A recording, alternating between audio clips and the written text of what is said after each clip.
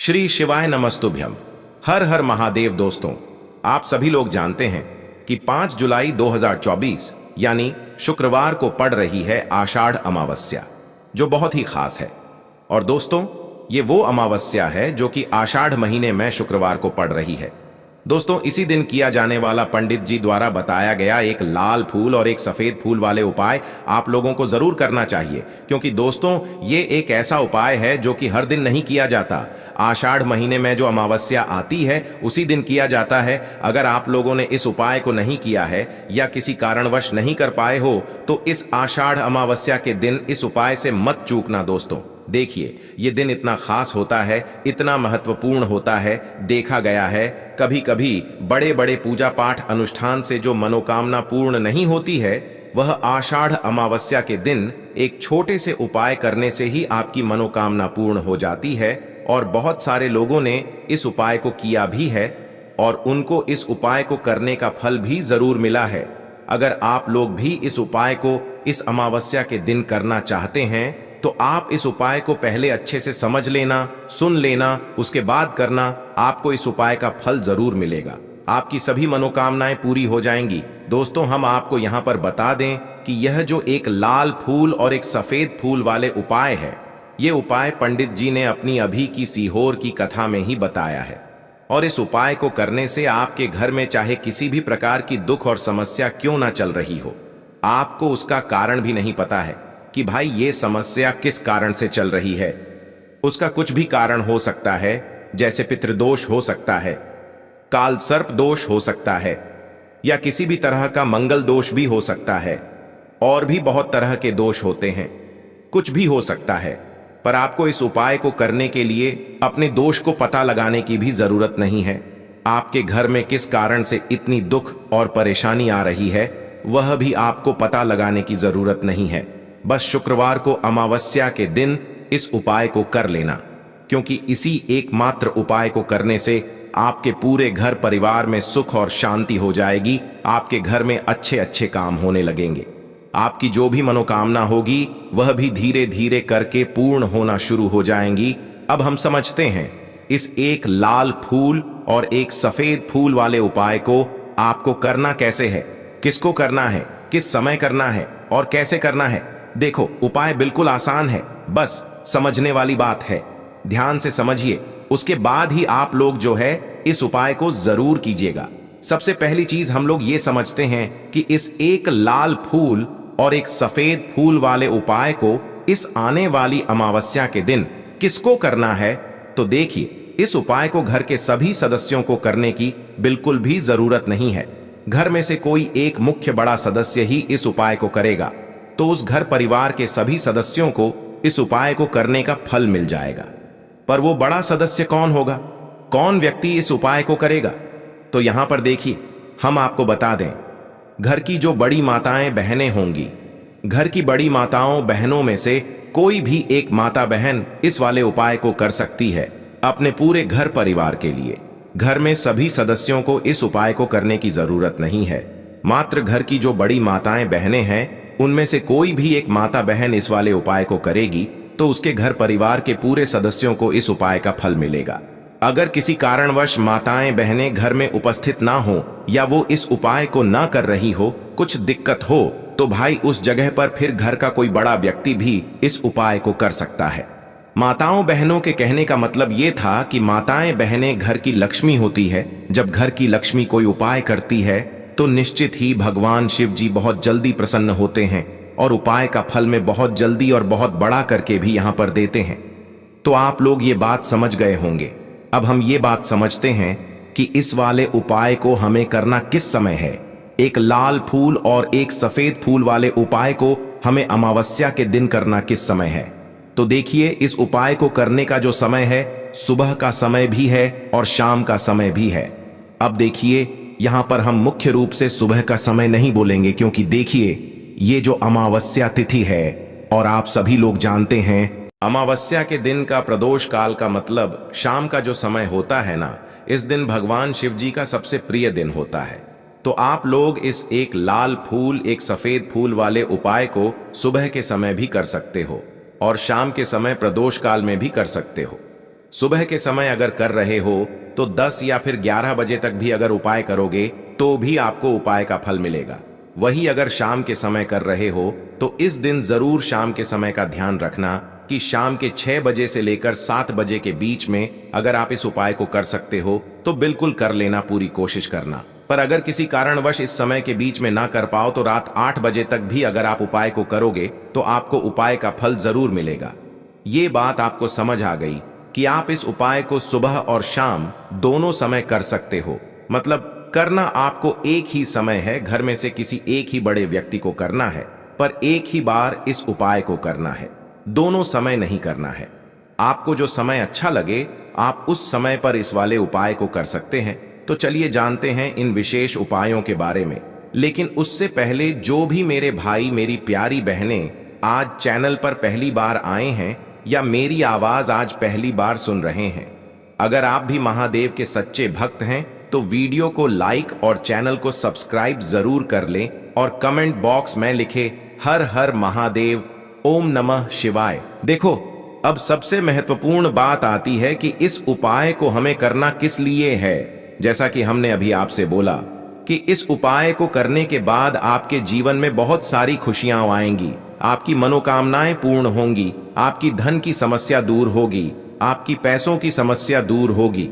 अब देखिए, अगर आप लोग सोच रहे हो कि भाई हमें अपना घर बनाना है पर घर बनाने के लिए पैसा नहीं है, हमें गाड़ी लेना है पर गाड़ी लेने के लिए पैसा नहीं है, हमें जमीन लेना है पर जमीन लेने के लिए पैसों की कमी पड़ी डीडीएच रही है। अगर ऐसी ही दिक्कत, परेशानी या किसी भी तरह की धन से जुड़ी हुई समस्या या पैसों से जुड़ी हुई समस्या अगर आपके जीवन में चल रही है तो यह उपाय निश्चित ही आपके जीवन में बहुत सारे फल लाकर दे सकता है। इसीलिए अगर आपके घर में बहुत ज्यादा दिक्कत, समस्या, परेशानी चल रही है, धन से जुड़ी हुई, पैसों से जुड़ी हुई, धन की बहुत ज्यादा कमी आ रही है, पैसों की बिल्कुल आवक नहीं हो रही है, तो भाई आप लोगों को इस वाले उपाय को जरूर करना चाहिए, घर में से किसी एक भी बड़े व्यक्ति को। अब इस उपाय में करना क्या है, वो सबसे पहले हम लोग जान लेते हैं उपाय की सामग्री। हम लोग सबसे पहले जानते हैं कि इस उपाय में किस किस चीज की आवश्यकता पड़ेगी। तो देखिए, उपाय का नाम तो एक लाल फूल और एक सफेद फूल वाला उपाय है, पर इस उपाय में कुल मिलाकर 4 सामग्री हमें लगने वाली है, जो कि पंडित जी ने खुद सीहोर वाली कथा में बताया है। और जो हम आपको उपाय बताते हैं वो पंडित जी द्वारा बताए गए होते हैं, अलग से हम कुछ भी नहीं बताते हैं। तो यहाँ पर हम लोग समझते हैं कि इस उपाय की सामग्री क्या है। तो देखो, उपाय की जो सामग्री है वो 4 सामग्री है, जिसमें से सबसे पहली सामग्री है एक बेलपत्र। देखो, बेलपत्र क्या होती है? बेलपत्र जो शिव की शिवलिंग पर चढ़ती है। दूसरी चीज है एक शमी पत्र, शमी पत्र, वो जो शिवलिंग पर ही चढ़ता है। तीसरी चीज है दोस्तों एक लाल फूल, जो उपाय का नाम है। तो एक यहां पर आपको लाल फूल लेना है। अब ये लाल फूल कौन सा लेना है? देखो, शिवलिंग के ऊपर जो लाल फूल चढ़ता हो उनमें से कोई भी एक लाल फूल पसंद कर लेना और वो कहीं से तोड़कर या कहीं से खरीद कर लेकर आना और उस लाल फूल को उपाय में प्रयोग कर लेना। उसके बाद में एक सफेद फूल का विशेष रूप से ध्यान रखना। जो सफेद फूल शिवलिंग पर चढ़ता हो सिर्फ वही सफेद फूल लेकर आना, इसके अलावा कुछ मत लेकर आना, लेकिन केतकी का मत लेना। तो एक एक मात्रा में ही आपको ये चारों सामग्री चाहिए, एक बेलपत्र, एक शमी पत्र, एक लाल फूल और एक सफेद फूल। ये चारों सामग्री आप लोग तैयार करके रख ले। प्रदोष काल में या सुबह के समय जब भी आप इस उपाय को कर रहे हैं, जैसे ही आपके उपाय की सामग्री तैयार हो जाती है तो क्या हम सीधा उपाय को करने के लिए इन चारों सामग्री को लेकर उपाय करने के लिए जा सकते हैं? नहीं तो यहां पर आपको इस बात का ध्यान रखना है कि हम भगवान शिव जी को प्रसन्न करने के लिए तो जा रहे हैं, हम अपनी मनोकामना को पूर्ण करवाने के लिए तो जा रहे हैं, पर हमें यह दर्शाना बिल्कुल भी नहीं है कि हम सिर्फ अपने फायदे के लिए भगवान शिव जी के मंदिर में आए हैं। इसलिए हम इस उपाय को करने के साथ में भगवान शिव जी की पूजन अर्चना के लिए कुछ सामग्री भी जरूर लेकर जाएंगे। जैसे कि सुबह के समय अगर आप उपाय को कर रहे हो, इस एक लाल फूल और एक सफेद फूल वाले उपाय को, तो भाई सुबह के समय आपको एक लोटा जल लेकर जाना है। जो लोग प्रतिदिन शिव जी के मंदिर जाते हैं, पूजन अर्चना करते हैं, जल चढ़ाते हैं, फूल बेलपत्र सब कुछ चढ़ाते हैं, भाई वो अपनी पूजन अर्चना वैसी की वैसी ही करना। बाकी जो सिर्फ उपाय को करने के लिए जा रहा है, जो कुछ भी लेकर नहीं जा रहा है, उसे कम से कम 1 लोटा जल अपने घर से जरूर भर कर लेकर जाना। अगर आप उपाय को कर रहे हो, है ना, क्योंकि इस वाले उपाय को आप भगवान शिव जी की पूजन अर्चना करने के बाद ही करना। वहीं अगर बात करें शाम के समय की, अगर कोई व्यक्ति शाम के समय प्रदोष काल में इस वाले उपाय को कर रहा है, तो भाई आपको मात्र 1 घी का दीपक तैयार करना है। ये बात हम हमेशा बोलते हैं, शाम के समय प्रदोष काल में कोई कर रहे हो ना, तो दीपक का विशेष महत्व होता है। अमावस्या के दिन का प्रदोष काल में जो भी व्यक्ति दीपक जलाता है ना भगवान शिव जी के मंदिर में, भाई उसके जीवन से सारी दुख और परेशानियां भी दूर होती हैं। तो भाई इस दिन दीपक का विशेष रूप से ध्यान रखना आप लोग। अगर आप इस उपाय को शाम के समय प्रदोष काल में कर रहे हो, है ना, ये जो दीपक आप लोग लोगे, ये आटे का लोगे। जो आटा आप गूंद दोगे उसके अंदर कुछ भी मत डालना, मात्र साधा आटा लगाकर उसे तैयार कर लेना और 1 मीडियम साइज का दीपक तैयार कर लेना। वो दीपक ना ज्यादा छोटा हो ना ज्यादा बड़ा हो, है ना। उसके बाद में दीपक आपका तैयार हो जाए तो इसके अंदर जो बत्ती रखोगे वो गोल बत्ती रखोगे। देखो गोल बत्ती भी 2 तरह की होगी, एक बाजार की और एक घर वाली। तो कोशिश करना अपने घर में जो रुई रखी हुई है उस रोई से आप लोग 1 गोल बत्ती अपने ही हाथों से बनाओ। उपाय का फल अच्छा मिलता है। भगवान शिव जी जल्दी प्रसन्न होते हैं जब हम किसी भी उपाय को अपने हाथों से परिश्रम करके तैयार करते हैं। तो आपको उस दीपक के अंदर 1 गोल बत्ती रख देनी है। इसके अंदर जो चीज आप लोग डालोगे वो डालोगे। शुद्ध देसी गाय का घी, इस बात का विशेष रूप से ध्यान रखना, शुद्ध देसी गाय का घी ही डालना है, तेल वगैरह नहीं।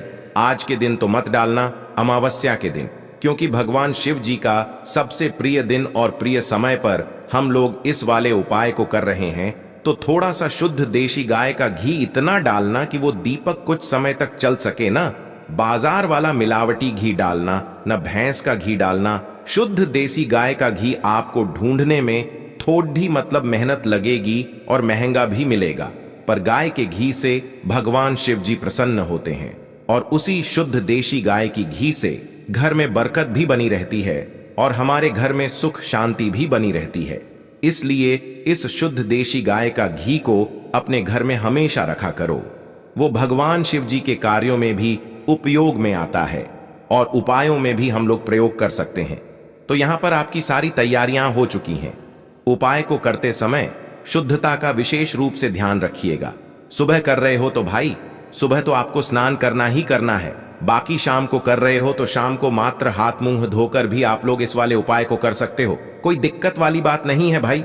उपाय की पूरी सामग्री तैयार करके और पूजन सामग्री लेकर आपको भगवान शिव जी के मंदिर पहुंचना है, जो आपके घर के पास में हो, जहां पर शिवलिंग विराजित हो, शिवालय हो, वहां पर आप लोगों को पहुंचना है। और जैसे ही आप भगवान शिव जी के मंदिर में पहुंचते हो, वहां जाकर ही उपाय शुरू नहीं करना है। पहले आपको भगवान शिव जी की पूजन अर्चना करना है। पूजन अर्चना कैसे करोगे? सुबह के समय गए हो तो 1 लोटा जल वगैरह जो भी पूजन सामग्री लेकर गए हो, उससे पहले पूजन सामग्री आप लोग मतलब पूजन भगवान शिव जी की कर लो। जो व्यक्ति सिर्फ 1 लोटा जल लेकर गए हैं, वो शिव जी की शिवलिंग पर मात्र 1 लोटा जल एक धारा से धीरे धीरे करके चढ़ा लो, है ना।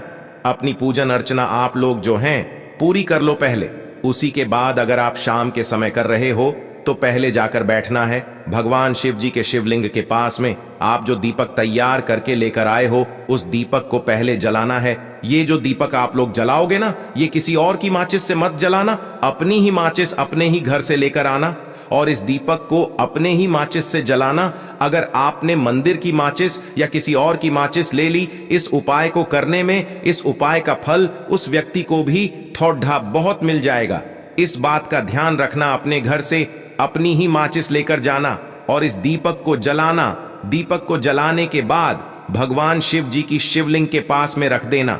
शिवलिंग के इतना पास में मत रखना कि भगवान शिव जी को आंच लगे, थोड़ी सी दूरी बनाकर ही जो है इस दीपक को शिवलिंग के पास में आप लोग रख दीजिएगा। अब जैसे ही आपकी पूजन अर्चना हो जाती है, भगवान शिव जी के शिवलिंग के सामने या आसपास कहीं पर भी बैठ जाइए उपाय को करने के लिए। और उपाय को करने से पहले आप लोग अपनी वह चारों पूजन सामग्री निकाल लीजिए। उपाय की जो सामग्री है वो निकाल लीजिए और भगवान शिव जी के शिवलिंग के ऊपर एक माता अशोक सुंदरी जी का स्थान देख लीजिए। माता अशोक सुंदर जी का जो स्थान होता है वो जलाधारी के ऊपर होता है, जलाधारी के बिल्कुल बीचों बीच में होता है।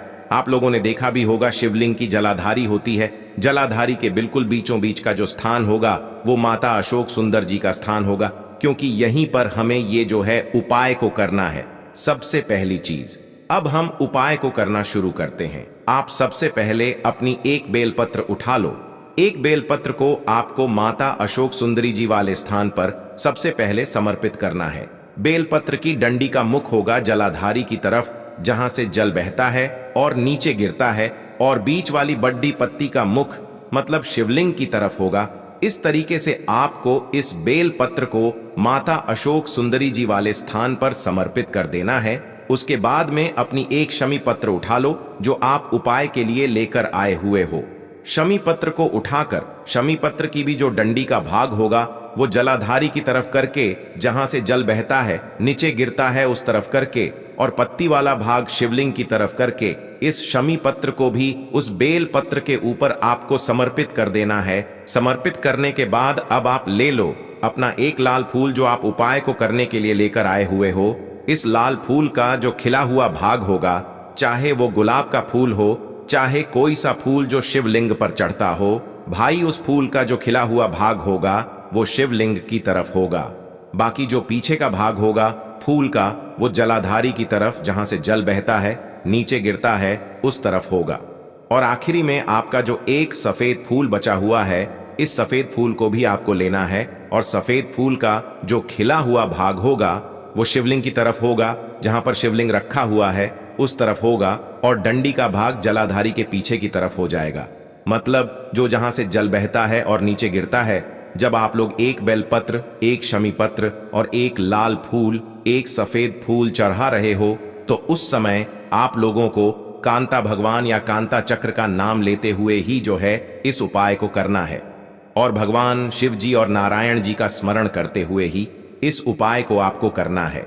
तो जब भी आप एक बेल पत्र, एक शमी पत्र, एक लाल फूल और एक कमी हो रही है, जो भी दुख और समस्या परेशानी चल रही हो, आपको अपनी वह दुख और परेशानी जो है भगवान शिव जी से उपाय को पूरा करने के बाद वहीं पर पास में बैठकर बोल देना है।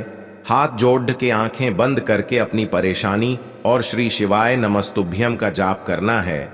दोस्तों, आज हमने इस वीडियो में कुछ उपाय बताए हैं जो आपको करने हैं।